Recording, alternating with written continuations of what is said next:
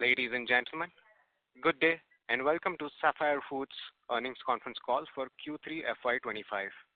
As a reminder, all participant lines will be in the listen-only mode, and there will be an opportunity for you to ask questions after the presentation concludes.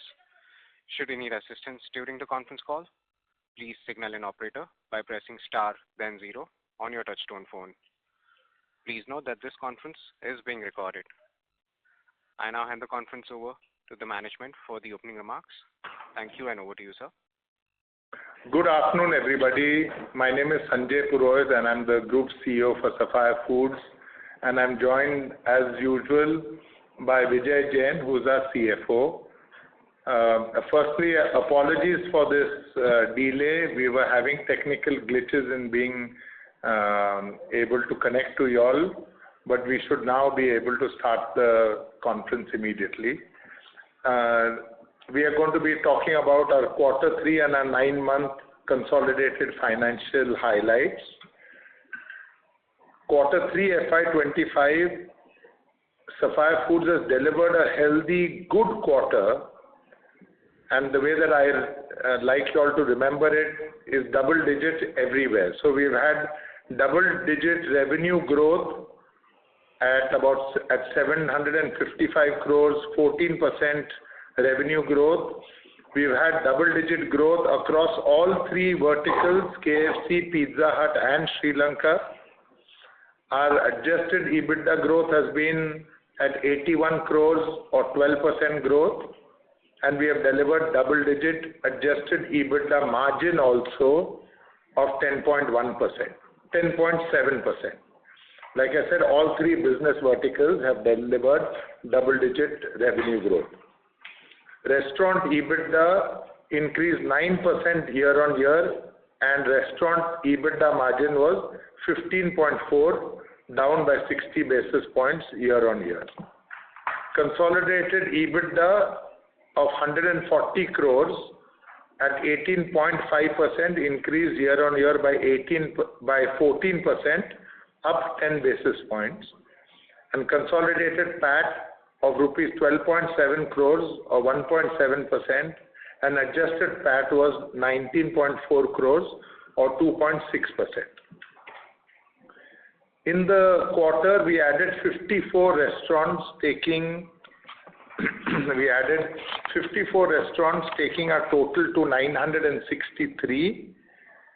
We added 35 KFC, 16 Pizza Hut stores in India. We added 4 Pizza Hut and 1 Taco Bell in Sri Lanka. And we had 2 closures in Maldives.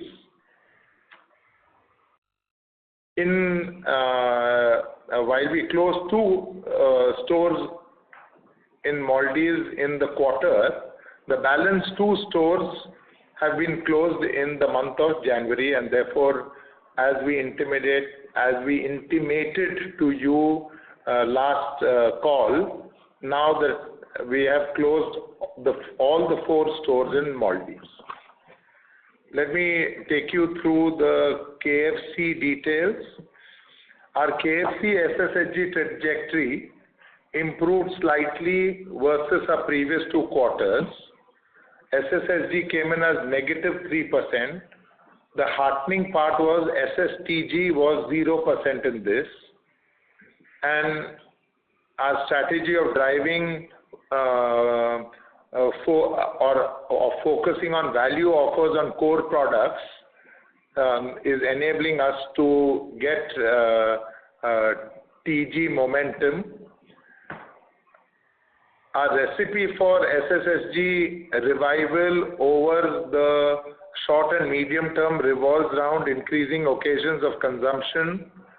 Now, late night, for example, is nearly 10% of our business in the stores that we operate late night. We want to drive value on core products. We want to drive product innovations like chicken rolls, Zinger burger, and apart from late night, focus on other day parts like lunch and Wednesdays. The brand priorities, and I'm speaking about, I'm referring to slide number 18, remain consistent. The activities that we undertake under each of them are slightly different. So the biggest opportunity on KFC is for us to enhance the fried chicken category relevance, thereby increase the consumer base of KFC consuming people.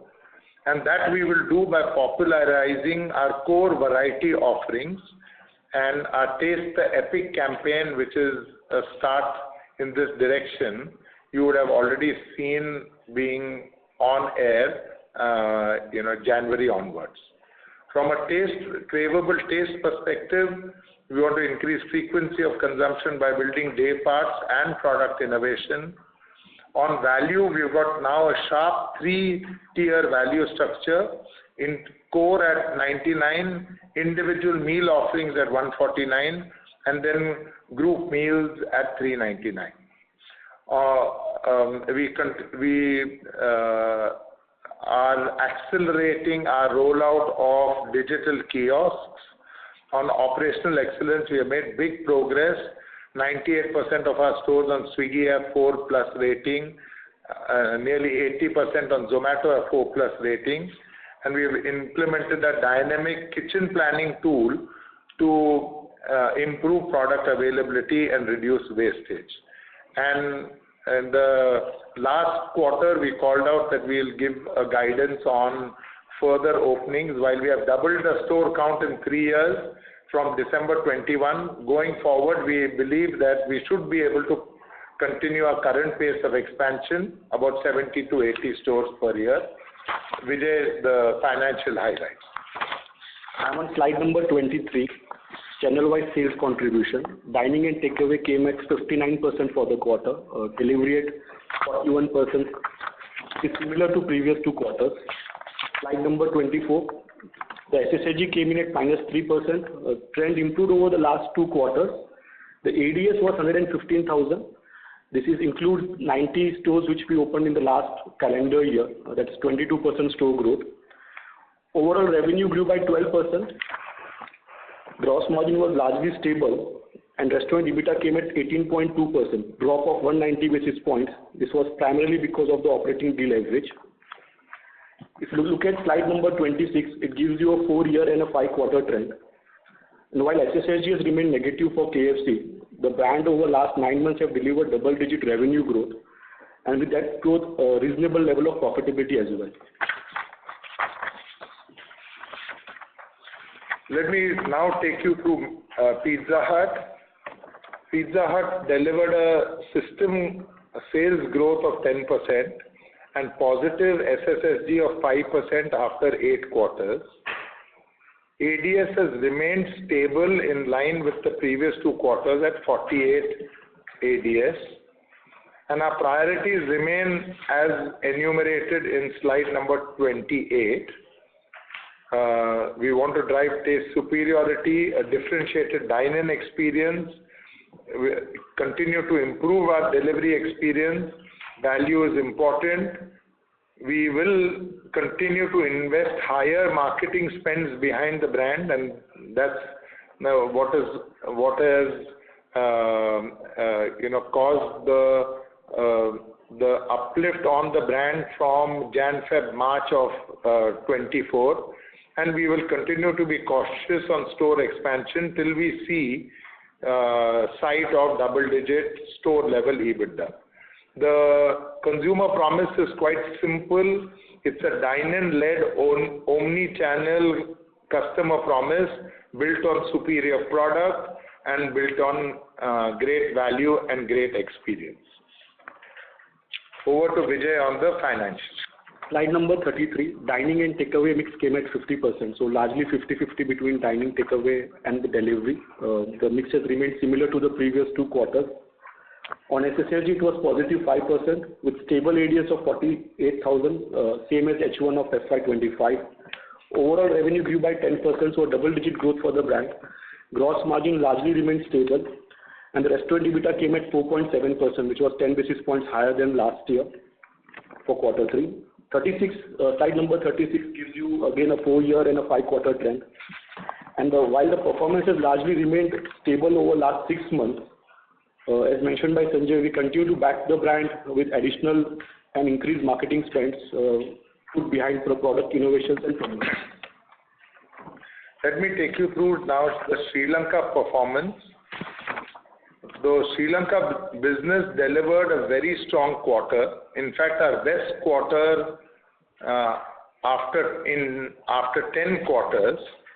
We've delivered double-digit SSSG of 14% and strong double-digit SSTG also.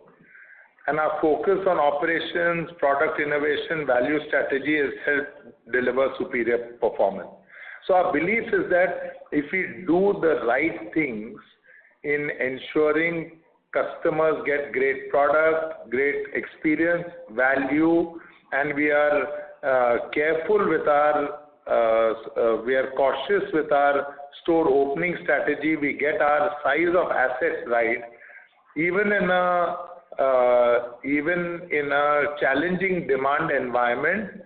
Once things start to turn, we should get a large proportion of the benefit, and that's exactly what we are seeing in Sri Lanka. The numbers, Vijay will just talk about. Slide 41, channel-wise sales contribution. Dining and takeaway mix at 63%, similar to previous 2 quarters. So delivery steady at 37% mix. The SSSG was 14%, backed by double-digit transaction growth. So that was the heartening part, the transaction. Double-digit same-store transaction growth. Overall revenue grew by 15% in LKR and 30% in INR.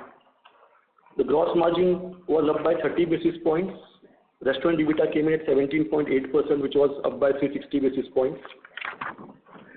If you look at slide number 45, which gives you a 4-year and 5-quarter trend, this has clearly been the best quarter for us in last 2.5 years, and we remain confident of the growth prospects as we move forward. Slide number 46, update on ESG, which we would have given previously as well. DJSI ratings, we scored 50, and this actually allowed us to be ranked number 1 amongst all QSR brands in India for 2nd consecutive year. We were ranked number 7 amongst global QSR companies, placed in 97th percentile amongst global QSR companies, and the only Indian QSR company to publish ESG report under GRI, SASB and BRSR standards for 3rd consecutive year. With this, we can open the session for questions. Thank you very much. We will now begin the question and answer session. Anyone who wishes to ask a question may press star and 1 on their touchtone phone. If you wish to remove yourself from the question queue, you may press star and 2. Participants are requested to use handsets while asking a question. Ladies and gentlemen, we will wait for a moment while the question queue assembles. We can start. Sure. There's already a queue that has been. The first question comes from the line of Percy Panthaki from IIFL Securities. Please go ahead. Hi, congrats on a good set of numbers. On KFC, the SSSG is still in negative territory. Do you have any visibility or any initial signs of it sort of turning positive? And if so, over what time period do you think this can happen? So again, as you can see, the trajectory has improved over the last 2 quarters. We had -5% in Q1 and -8% in Q2. So trajectory has definitely improved, but we would still say the overall consumer sentiment remains soft. While from a SSSG point of view, because of the base effect, you might see that we will still improve further as we move into Q4, but we don't see the environment changing materially any sooner. And having said that, for a brand like KFC, you have to look at both SSSG as well as SG. We have still added a substantial number of stores. Our SG at 12% still is very strong. Got it, Sanjay. Vijay, because of base effects also, there are many companies in the QSR business who are reporting SSSG because of base effects. So I think that's accepted outcome now. So even if it is because of base effects, but do you see that visibility that at least in Q1 it will sort of turn positive? That's what we hope for because of the base effect. But again, while few companies would have reported positive SSSG this quarter because of the base effect, fortunately for KFC, last year we did not fall down by much. I think our SSSG last year was -2%. So we didn't have a big advantage of base effect, and that's it's a positive for us in a way. Sure. Secondly, just wanted to understand on Sri Lanka. I mean, you had earlier, a year or two ago, problems in the economy and sales and margins had fallen, and now it is sort of reverting back, maybe on a little bit of a lower base, but sustainably, let's say over the next 3-year CAGR, what kind of top-line growth do we expect, assuming a stable currency? So again, we have called out our medium-term to long-term ambitions. So I think we should be at least aiming for a 15% CAGR, revenue CAGR over there. And is there a decent amount of store opening opportunity remaining in Sri Lanka now? Yeah, there is, Percy. I think so. Typically, this 15% might be half and half store opening, or perhaps slightly higher SSSG and marginally lower store opening. But the brand, we continue to expand the brand, and I think for the next 5 years at least we can see the see visibility of areas where we will open stores. It's about just getting back the unit economics back where they were. I think they're already in the right directions. We've been cautious over the last 1.5 years. If the unit economics continues to remain healthy, I think you can see an increase in our store opening plans. I think what is happening when we look at Sri Lanka is transaction growth. You see, with the kind of inflation that happened 2 years ago, and then it's taken 1 year for us to bed down that entire inflation. Today, we are again, consumers are voting with their wallets and coming back to Pizza Hut. We remain the strongest QSR brand in Sri Lanka. Right. And my last question again on KFC. Assuming that starting from the beginning of FY26, you do go into a sort of positive SSSG territory, what kind of restaurant operating margins is your target? See, because I asked because on the higher side, you've touched even like 22 or something like that. And on the lower side, it's been like 17, 18. So what is the kind of margins you would target which are sort of not so high so as to sort of affect sales or encourage competition, but at the same time are respectable enough and acceptable for us in the medium term? So again, Percy, while we don't get into a quarter-on-quarter margin conversations, over a longer period, we require a 5% SSSG just to take care of the inflation, right? And the current level, the floor is around 18%. So if I'm able to get an SSSG or flat to positive SSSG, I think that should be the range. And to drive a margin expansion from there, you will require a SSSG which goes beyond 5%. Got it. Okay, that's all from me. Thank you. Thank you, Percy. Thank you. Ladies and gentlemen, in order to ensure that the management is able to address questions from all the participants in the conference, please restrict your questions to 2 each. If you have any follow-up questions, you may rejoin the queue. The next question comes from Avi Mehta from Macquarie. Please go ahead. Yeah, hi. Just 2 quick questions. First, have we seen any change in the competitive intensity on the ground or in our terms of trade with aggregators in the last few quarters? And 2, if you could give us a sense on how do you see the recent announcement in the budget and that benefit panning out in same-store sales growth? Thank you.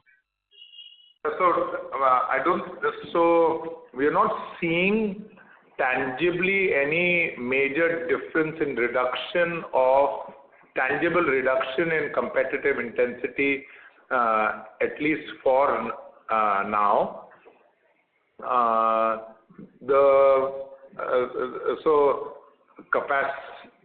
I'm not too sure. I mean, I don't think capacity is being added also. So right now it seems to be a little stable. Having said that, so that is point one. Point two is... So sorry, sir, this is across KFC and Pizza Hut both, right? Or would you say it's different? This is across QSR, I would say. Okay, sir. KFC, Pizza Hut, burgers, right across. And the fact that there is 1 lakh crores that has been given back to middle class consumers is only a positive. We are hoping and wondering as to how soon we will see that reflect in consumption, but that can only be a positive. So, but your guess is this should flow through, in the next few quarters. Is that a fair expectation to have? That's a fair hope to have. Yes, that's a fair hope to have. But we have not. We have not had any immediate past experience of this. So to say that how soon it should trickle down? How soon it should trickle down? We are not to be. No, fair enough. And sir, just a clarification to the earlier participant, what you said does suggest that the pace of recovery is gradual and has not changed materially even as we speak. So it's more at the same pace, status quo. Yes. Okay. Thank you very much, sir. Thank you. The next question comes from Saurabh Kundan from Goldman Sachs. Please go ahead. Yes, thank you for the opportunity. My question is around on Sanjay's comment on popularizing core offerings menu in KFC. I believe you have been piloting such experiments in some geographies. If you could share your learnings from there on how it impacts frequency or footfall. If you could share any color on that, that would be useful. Yeah. So I'll take 2 minutes to perhaps explain the thinking behind this, and then So the brand today is large enough that we actually see that there are 2 types of consumers. One who are brand loyalists and who are aware of all the offerings of the brand, and the second lot will be non-users or infrequent users of the brand, who most likely are still aware of the brand, but they haven't, they use it infrequently. While we drive accessibility to such customers, that's an important enabler. But as we scope out the market opportunity for the brand in a largely or in a category that is still underpenetrated, increasing the base of consumers, we believe, is the larger opportunity for a brand like KFC. Once you do that, over a period of time, you will also increase frequency. And in any case, we've got a lot of frequency increasing initiatives. I talked about day parts and so on. So the consumer insight behind what will make an infrequent and non-trier to come to the brand is really to present the brand as it might have been presented perhaps 10 or 15 years ago, to refresh that these are these 5 products, as we call them internally, these are the best of KFC, and enable the consumer to start his or her journey with the brand through the core variety products. And our core variety products are chicken on the bone, zinger burger, rolls, wings, and boneless, which is popcorn and chips. Interestingly, a large portion of infrequent non-triers of the brand don't even know that we have got a very, very strong boneless portfolio. So that's the intention, and I hope I've been clear here. Now, we have been running pilots. Those pilots are both from an advertising perspective as well as from ensuring value with core variety. Those are, while I can't give you specifics of what kind of results we've had in the pilots, sufficient to say that really this is the way that I think this is one of the important levers that we will use to drive brand growth in the next coming years. Saurabh, just to add to that, while footfall is getting represented by transaction growth, what we have called out this quarter is that SSSG is negative, but transaction growth has been flat. In the previous quarters, even the transaction growth, it was same store transaction growth was on decline. So sufficient to say that the early results have been encouraging on the value piece. Thank you. That was very helpful. So the interpretation here is that eventually this pilot actually turns into a full pan-India. See the Taste the Epic campaign that we have just launched. Taste the Epic campaign is saying try the epic core varieties of KFC. So you can see already the expression of what I enumerated as the key driver, we believe, in future growth. Already you're seeing that, in our advertising message and All right. One last question. Are there any margin implications of this strategy? So Saurabh, again, when we do such experiments or pilots, we would typically have a revenue upside target. So while there could be a marginal gross margin impact, they typically end up compensating at a restaurant EBITDA level. Yeah, so like I said, gross margin is one of the things that we look at. Finally, we look at restaurant EBITDA margin, and if we are able to use all of this to drive healthy SSSGs, restaurant EBITDA margin will also be will get taken care of. Got it. Thank you. Thanks a lot. So your earlier guidance to the previous question that if the SSSG is at a certain level, then 18% is maintained, and it goes up if the SSSG is higher than 5%, right? So that is that guidance remains. Yeah. Yep. Yeah. Thank you. Sure. Thank you.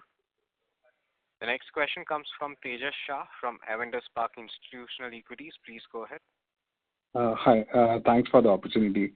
I joined a bit late, Sanjay. Just wanted to know what is the new store expansion guidance for both KFC and Pizza Hut, and two associated questions. Some retailers are calling out headwinds pertaining to unsustainable rentals, not in QSR but in general. So any read there?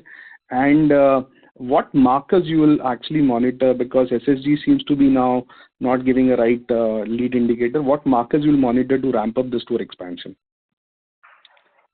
Yeah, so right now from a store guidance perspective on KFC, we are saying anywhere between 70 and 80, which has been roughly our pace of expansion over the last 3 years. We should be able to continue this. On Pizza Hut, again, we'll be cautious. Perhaps 2025 is what we are looking at. From a rentals perspective, and this is what we are not seeing any extraordinary pressure on rentals. Actually, we have a long-term lease period. So our lease periods range anywhere from 18 years to 24 years. So we are not seeing any additional pressure on rental front. No, Vijay, for new store expansion, I meant. Yeah, so even from a new store expansion point of view, we are not seeing rentals which have gone off through the roof. So I don't think the trajectory has changed materially or dramatically to call it out. From a markers point of view, yes, SSSG would be one important parameter and continues to remain an important parameter. So that, along with the ADS as well as the restaurant EBITDA, these are the three typical lines which we look at from a financial perspective. Having said that, Previously also we have called out that the more important marker which we look at for a new store expansion is the strike rate. And how many stores you have opened in the past, how many of them are hitting the required ADS level, whether at the cohort level they're hitting the ADS mark. That is again a more important marker which we track internally, apart from this SSSG and profitability markers. Thanks, very clear. Second and last question. So you guys are very honest about the base effect of Pizza Hut on SSG, which will actually show up in improvement in numbers. So at least for now, SSG does not seem to be any guidance value even for margin expansion or margin movement. Yep. So how should we think about SSG margin relationship, or should we monitor, as you said, more of an ADS journey to understand how margins will play out? True. For Pizza Hut, absolutely true that SSSG may not give you a direct indication on margin. It's the ADS level, and we called out previously that if it's in the range of 47,000-48,000, you are at where you are, that 5% range, which includes additional marketing spends as well, by the way. If you fall below that, you go towards that break-even or even loss-making, and you move towards 50,000, maybe you are high single digit. You need to move towards that 55,000 mark to go towards double digit. So that's the range of ADS at which what the various margins are likely to look at. You are right, SSSG after the point may not give you a direct indication on the margins. Very clear. Thanks and all the best for coming quarters. Thank you, Tejas. Thank you. The next question comes from Gaurav Jogani from JM Financial. Please go ahead. Sir, thank you for taking my question, and congratulations on the resilient performance both on the Pizza Hut side and even on the KFC bit. So my first question is with regards to KFC. While we have been having this negative base for some time now, what would be your sense, when possibly could we turn positive here? And like you mentioned, for the ADS for Pizza Hut, which is a more actually trackable format, what should we track here in KFC also in terms of margins? Sorry, your first question was Pizza Hut, right? KFC, sir. KFC. So again, as I called out previously, maybe the base effect itself will probably put the brand into a positive territory, but that is not sometimes good enough to drive margins. As I called out, whether we can actually see not a base effect, genuine increase in the sales, which is ADS. So hopefully the brand will get into positive territory over the next 2 quarters. Sure. So yeah, so I mean my question was... Second question? The second question was relating to the same corollary, you gave for Pizza, that, the 47-48 range would be 5% margins, 50 would be this margins. So similarly, if you can highlight this for the KFC bit as well. KFC, again, I called out, so while Pizza Hut, we have called out ADS specifically because over the last 2 years, there has been significant erosion on our ADS. We were at 62 levels and came down to 41, 42. Hence, it's easier to look at that way. On KFC, I would say if we are currently trending at 18% margin, if we are able to drive a 5% growth from here, let's say next year, then it will take care of the inflation. So at that level of SSSG, our margins should remain stable. Stable, you mean to say is 18, right? That is 18, in and around 18% plus minus. Okay, sure. And sir, my second question, is with regards to how should we look at, the impact on the ADS right now? Do you think is it the impact because of the new store openings that are happening and they are not scaling up, which is having an impact on the ADS recovery, or is it largely, the footfall or the transaction that has a higher impact? Which one you would accord more in terms of the ADS recovery impact? So it's a SSSG, the negative SSSG, and negative SSSG for over last 4 quarters or so, which is causing the bigger one. The new store ADS, diluting the overall brand ADS is anyways, if I may use the word, budgeted for in a way. It's anticipated, right? Because the new stores would come at anywhere between 75 to 80% of the brand average ADS. The existing stores, if they grow by 5%, 6%, it neutralizes the impact of the new stores, which helps you to maintain the ADS level.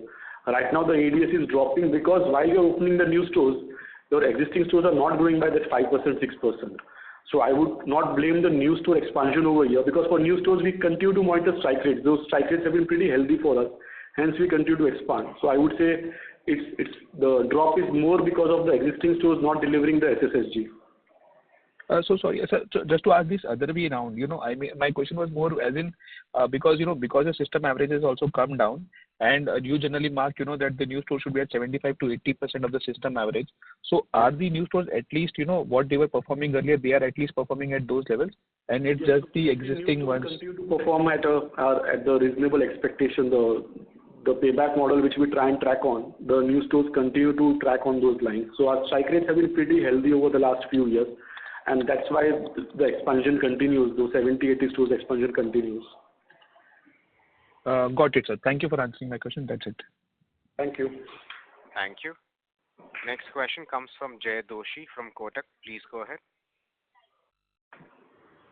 Yeah, hi. Thanks for the opportunity. Pizza QSR category was impacted more during the slowdown, at least, when it started. And recently, this quarter, obviously on a low base. You be slightly louder. We are barely audible. Okay, one moment. Hi. Pizza QSR category was impacted, more than the other QSR categories during the slowdown, at least in the earlier, phase. And now we have seen a strong recovery, at least, from the market leader, and even your performance has improved. So fundamentally, has anything changed, for the category per se? Are you seeing either, the competition from fragmentation of category has stopped, or is the, traffic moving towards national players, or anything at all that you sort of can? Yeah, so I think in a general slowdown, first you see everyone gets impacted. Perhaps the listed category, listed brands, you are able to see their their results. But I would have thought that everyone, especially given the high competitive intensity, everyone would have got impacted. Once everyone gets impacted, then it depends on who's staying in the game and who's doing the right things with the customer to get out of that situation. And we have got brands that operate single franchise, large number of stores with single store franchisees. Always you find that in a worsening sales situation, in such places, the customer experience actually starts to go down. And what we have done is to double down, despite the slowdown, to double down on customer experience, still ensure great product, great experience, good value, and therefore you might be seeing, or therefore we will be seeing the gains accruing first to the market leader and then in some cases to us also. So do you think that this is a more sustainable trend that the organized players will probably make a comeback in some form? Usually, we've seen this in cycles in the past, but based on your experience, do you think that cycle has also played out and now it's probably likely to play out in your favor? Yeah. So Jay, I've said this in the past also, that I have great belief that if we continue to do the right things, we will get a larger portion of the gain when the market starts to turn. And in in downturns, you have to focus on what you can control. And therefore, if you've seen our presentation also, we talk about the brand priorities. Those brand priorities are a combination of what we will do from an advertising perspective, both message as well as quantity of advertising. Now that is not replicable by everyone. Then what will we do to improve operational excellence? How will we look at store expansion? So I think going back to fundamentals is absolutely important. And given past experience and also here, I'm quite confident that brands like KFC and Pizza Hut should do well in as the market starts to improve. Sure. One question on KFC. I know it's early days, but in the markets where Popeyes has scaled up or at least opened a few stores, Are you seeing any divergence in your SSSG performance versus the other areas where they're not present? I mean, any impact at all from competition? No, nothing at all. And it goes back to the immediate question that you raised. And so, first of all, gains accrue to the largest brand. So we have seen that in the pizza category also. First, gains accrue to the largest brand if the largest brand does the right thing. That is number one. Also, it is important for the number two brand to differentiate itself clearly from the number one brand. Otherwise, what is the use? So why will consumers go to that number two brand? Now, in Pizza Hut, we are articulating how will we be different, and we are also putting in the marketing rupees behind it, and that's why, and we've got a legacy of 20-25 years of consumer, goodwill. That will enable the brand. I mean, in the case of KFC and the competitors, I think we have to ask the question, why will a consumer go to the smaller brand? Is there anything differentiated that is being offered? And if it isn't, then that smaller brand will suffer. And this is exactly what is seeing. There's no impact at all on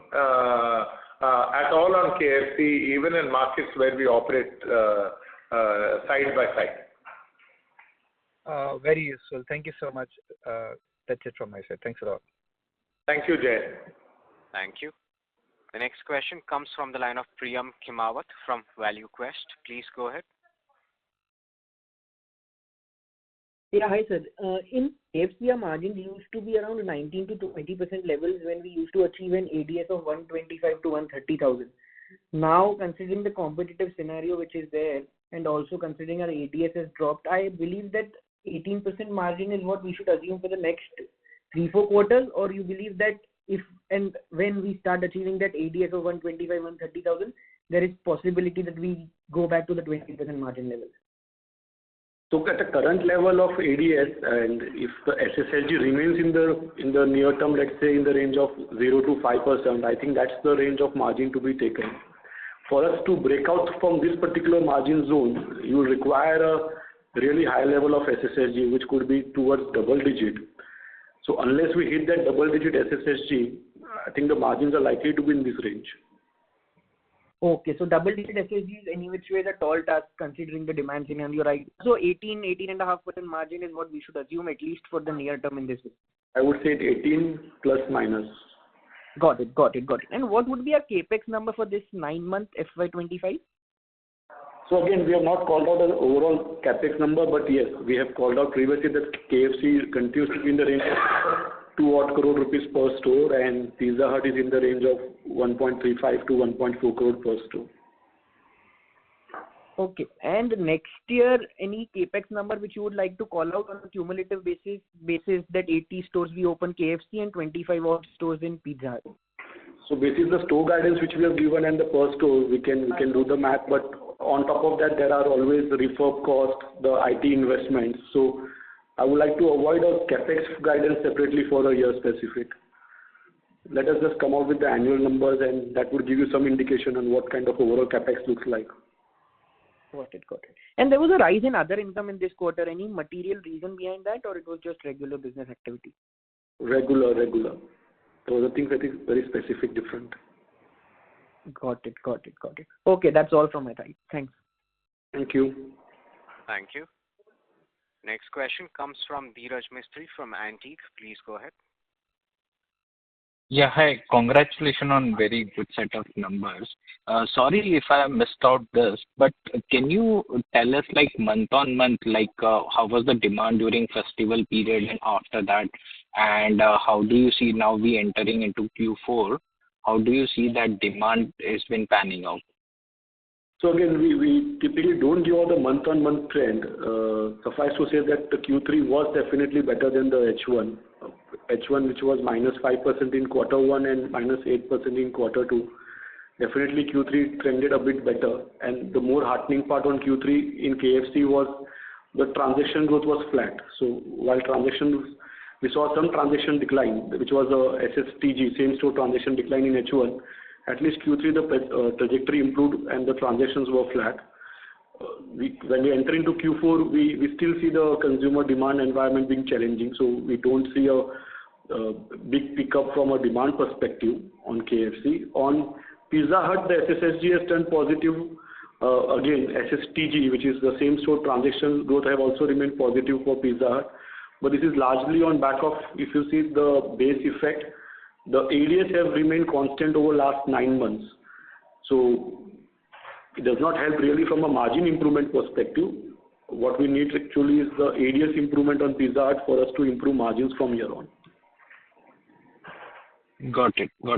And sir, second and last question from my end. So if I look at demand growth for KFC as well as for Pizza Hut across channel delivery, takeaway, and dine-in format, correct me if I am wrong, that dining channel continues to decline in KFC despite our effort of driving footfall-led growth in doing menu innovations on that. Whereas for Pizza Hut, it has been positive 6%, roughly, give or take 6%, which has been there. So what is driving this difference between dining channel declining in KFC versus growth in Pizza Hut? So again, first of all, both the brands, the channel performance of delivery has been better than the dining channel performance. It's just that when you're looking at the numbers for both the brands, Pizza Hut has a huge base effect and KFC doesn't have that kind of a base effect. That's why you're looking at numbers where one channel has gone positive and other is in decline. But if you look at the relativity for both the brands, and I think that's true for most QSRs, in fact not most, all QSRs, where delivery continues to perform better than dining at this point in time. But again, when you look at a long-term, medium to long-term, we don't think this differential performance is going to remain infinitely there. The dining should come back eventually. And all our measures in terms of product innovations and product promotions are focused to get the dining channel back in positive trajectory. Yeah, just one question related to that. Is there any material difference in terms of margin between delivery and dining channel for both the formats? From a gross margins perspective, no. But from a let's say flow-through, which is a variable contribution margin, the dining definitely has a higher flow-through than delivery because delivery has a cost associated with it. While the dining flow-through, fixed cost remaining fixed, the flow-through, every 100 rupees I sell, the flow-through is significantly higher vis-a-vis the delivery.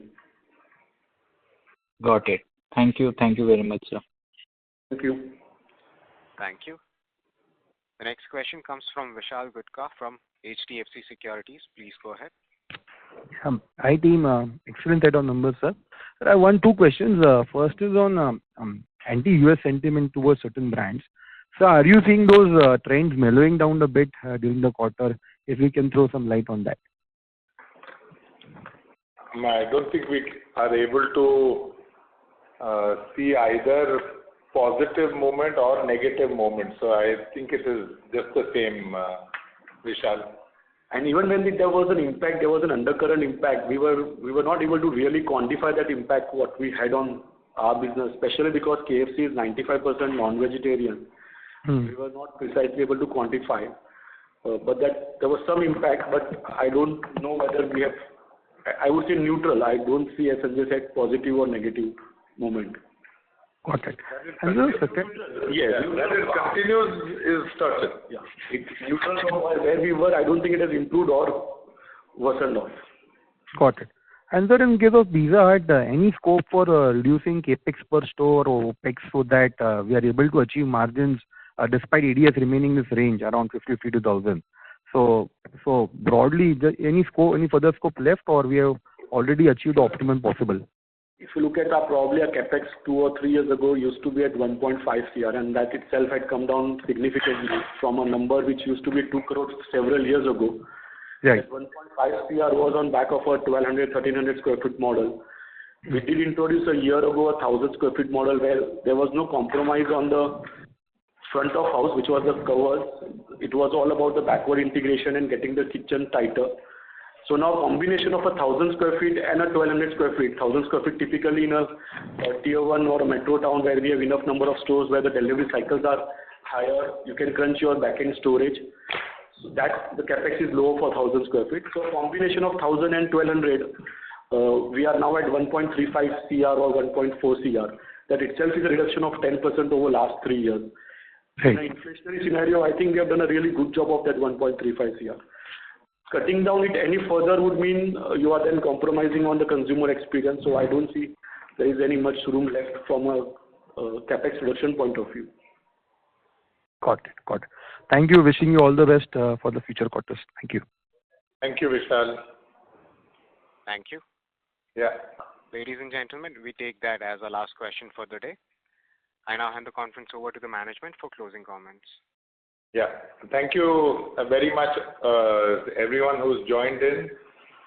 Just to reiterate the big messages, we've had a healthy, good quarter in quarter 3, double-digit revenue growth at a consolidated level, and all 3 business verticals, double-digit adjusted EBITDA growth, double-digit adjusted EBITDA percentage margin also. That's it from me. We'll hope to see you in a quarter's time. Thank you very much. Good night. Good evening. Thank you. On behalf of Sapphire Foods Limited, that concludes this conference. Thank you for joining us. You may now disconnect your lines.